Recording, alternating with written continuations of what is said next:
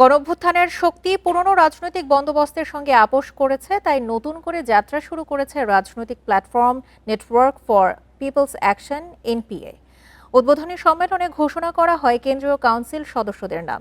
প্ল্যাটফর্মের 5টি মূলনীতির মধ্যে উল্লেখযোগ্য হল গণতন্ত্র, সাম্য ও পরিবেশ সুরক্ষা। আত্মপ্রকাশ উপলক্ষে এ সম্মেলনের আয়োজন করে নতুন রাজনৈতিক platform network for people's action NPA.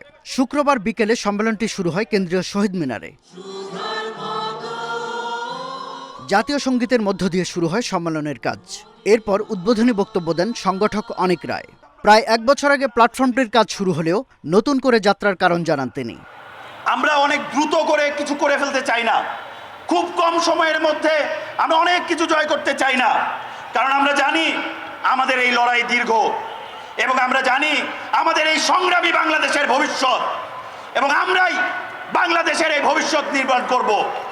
অনিক রায়ের বক্তব্যের পরপরই মুখপাত্র হিসেবে ফেরদৌসা রুমি, নাজিফা জান্নাত ও তুহিন খানের নাম ঘোষণা করা হয়। পাশাপাশি 101 সদস্যের কেন্দ্রীয় কাউন্সিলের 99 জনের নাম প্রকাশ করা হয়। বাকি 2 জনের নাম জানানো হবে পরে।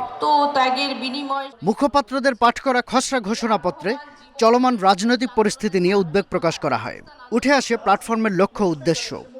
সংবিধানে বলা হয় সকল ক্ষমতার মালিক জনগণ। বাস্তবে দেখা যায় সেই ক্ষমতা কেন্দ্রীভূত করা হয় একজন সুপ্রিম লিডারের হাতে। পরবর্তীতে একের পর এক জনবিরোধী সংশোধনীতে জনমানুষের গণতান্ত্রিক এবং নাগরিক অধিকারগুলো কেড়ে নেওয়া হয়। শাসন ক্ষমতা জনগণের কর্তা সত্তা প্রতিষ্ঠার লক্ষ্যে একটি নতুন রাজনৈতিক শক্তি গড়ে তোলার প্রত্যয়ে নেটওয়ার্ক ফর পিপলস অ্যাকশন নামে আমাদের এই রাজনৈতিক প্ল্যাটফর্ম যাত্রা শুরু করছে।